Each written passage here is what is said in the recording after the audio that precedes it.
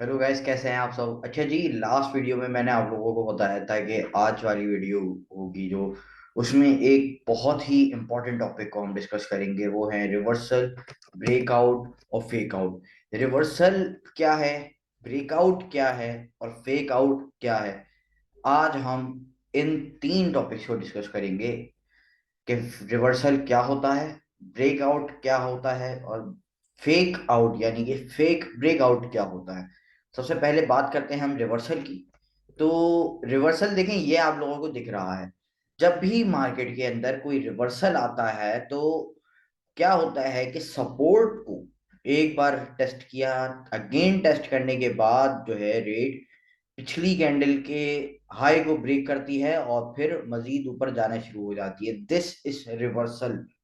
Reversal क्या है कि एक ट्रेंड चल रहा था, एक ट्रेंड चलने के बाद मार्केट में एक डिफरेंट मूव आया, एक ऐसा मूव आया कि गिरती हुई मार्केट को, एक बेरिश मूवमेंट की मार्केट को जो है उठा दिया, ऊपर की तरफ लेके चले गया। ये जो चीज है उसे हम कहते हैं रिवर्सल, यानी कि रिवर्स आना।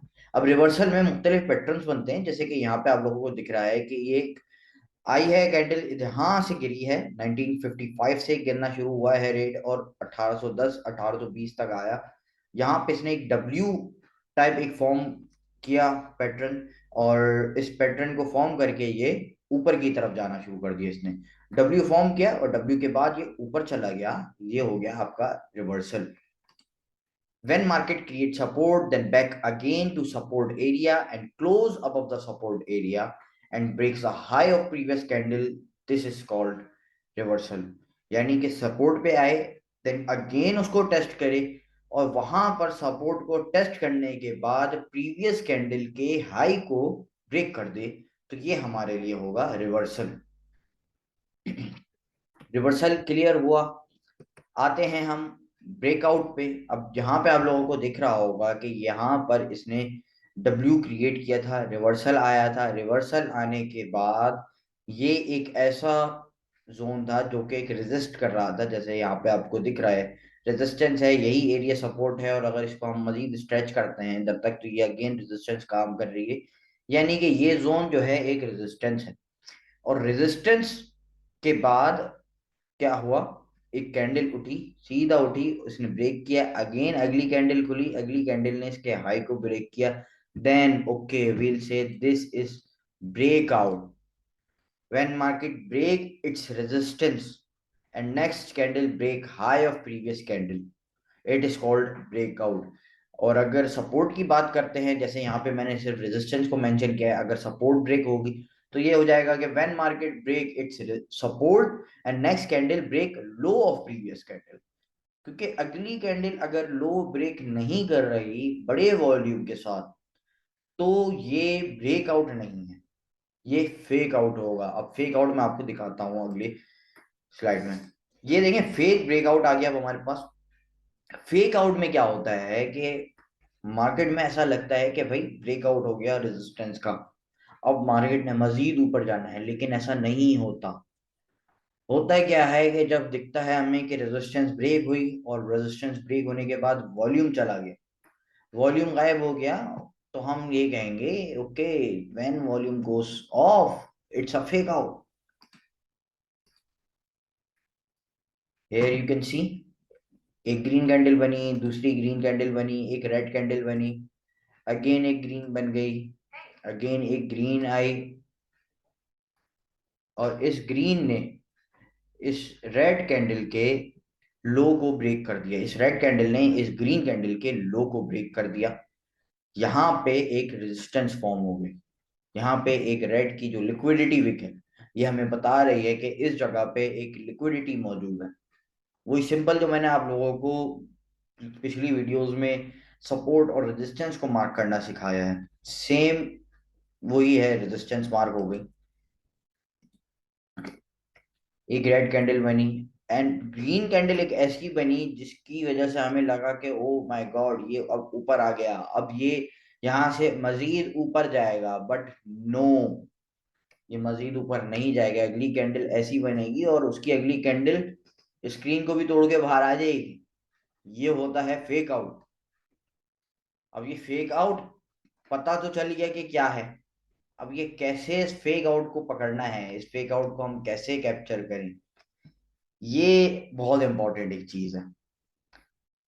फेक आउट को कैप्चर करना इस वजह से इंपॉर्टेंट है, देखिए अक्सर लोग क्या करते हैं इस फेक आउट के ऊपर, जब यहाँ पे लोगों को दिखता है कि भाई इस ग्रीन कैंडल में एक बड़ा हाई वॉल्यूम आया है और अब तो भाई बहुत ऊपर जाना है, ज्यादातर अपने अकाउंट वॉश कर देते हैं।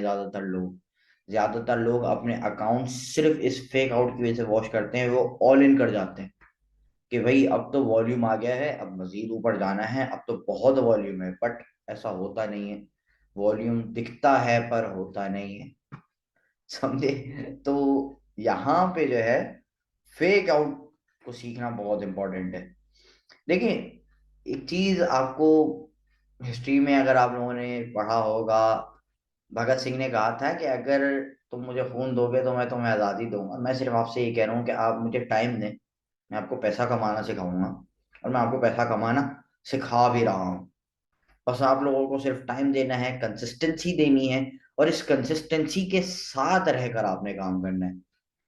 यहाँ पे जो मैंने समझाया है, रिवर्सल क्या है, ब्रेकआउट क्या है, फेक आउट क्या है, आप लोगों के कोई भी क्वेश्चंस हो तो आप लोग कमेंट सेक्शन में मुझसे पूछ सकते हैं, मैं आपके क्वेश्चंस के रिप्लाई जरूर करूंगा। मैं हर वीडियो में ये बोलता हूँ, हर वीडियो में इस वजह से बोलता हूँ ताकि आप लोग अपने क्वेश्चंस करें, क्योंकि अगर आप क्वेश्चंस कर रहे हैं इसका मतलब ये है कि आप सीख रहे हैं। आप क्वेश्चंस नहीं कर रहे इसका मतलब है आप नहीं सीख रहे, आप अपनी लर्निंग कैपेबिलिटीज को जाया कर रहे हैं। आप क्वेश्चंस करें, आप पूछें, एक बार नहीं 10,000 दफा पूछें, लेकिन पूछें। When market respects its resistance, you support and then break it and then come back again after breakout. This is called fake out.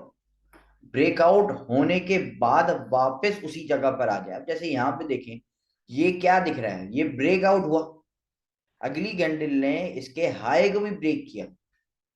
अभी ब्रेकआउट में मैंने आपको बताया पहले कि भाई ब्रेकआउट क्या है, कि एक कैंडल बने ऐसी कि जो ऊपर जाए और अगली कैंडल उसके हाई को भी ब्रेक करे। यहाँ पे देखें अगली कैंडल ने अपनी इस विक में, यानी कि जो लिक्विडिटी यहाँ पे मिली थी, अब वो लिक्विडिटी थोड़ा सा ऊपर जाकर मिली है। जब लिक्विडिटी ऊपर जाके मिलेगी इसका मतलब ये है कि यहाँ पे उतरे हैं इंस्टीट्यूशंस, यहाँ पे उतरे हैं वो जायंट्स, वो बिग वेल्स जो नहीं चाहते कि रिटेलर्स कमा सकें। अब ऐसा वो क्यों करते हैं, ऐसा क्यों चाहते हैं कि रिटेलर्स ना कमा सकें? देखिए जितने भी एक ब्रोकरेज सेटअप्स होते हैं ना, लेट्स से मैं बात करूंगा मुख्तलिफ फॉरेक्स ब्रोकर्स की, ऑक्टा एफएक्स है, एक्सएनएस है, एक्सएम ग्लोबल है और आईसी मार्केट है, जितने भी ब्रोकर्स होते हैं इनके पीछे एक लिक्विडिटी प्रोवाइडर्स होता है। ठीक है, लिक्विडिटी प्रोवाइडर क्या है, वो एक बैंक है। वो एक बैंक होता है जो कि लेट्स से कि एक्सएम की अगर हम बात करते हैं, एक्सएम ग्लोबल, एक्सएम ग्लोबल का लिक्विडिटी प्रोवाइडर है यूरोपियन सेंट्रल बैंक। तो एक्सएम पे जितनी भी ट्रेड्स लगेंगी वो यूरोपियन सेंट्रल बैंक को भी एक्सएम बताएगा, क्योंकि प्रॉफिट होगा तो यूरोपियन सेंट्रल बैंक ही एक्सएम तक देगा। आपने एक ट्रेड लगाई, आपने उसमें $1,000 का प्रॉफिट किया, उस $1,000 के प्रॉफिट में अब एक्सएम आपको वो $1,000 का प्रॉफिट नहीं देगा, वो यूरोपियन सेंट्रल बैंक देगा आपको $1,000 का वो प्रॉफिट, क्योंकि European central bank liquidity provide कर रहा है एक्सएम को। अब यूरोपियन सेंट्रल बैंक, इस तरह के और भी बहुत से बैंक्स हैं, बहुत से बड़े इंस्टीट्यूशंस हैं, जो कि इंस्टीट्यूशंस जो लिक्विडिटी प्रोवाइड करते हैं मुख्तलिफ ब्रोकर्स को, उनके पास सारी डिटेल्स होती है कि किस बंदे ने कहाँ से, कितने लोगों ने कहाँ पे बाइंग लगाई हुई है, कहाँ पे सेलिंग लगाई हुई है।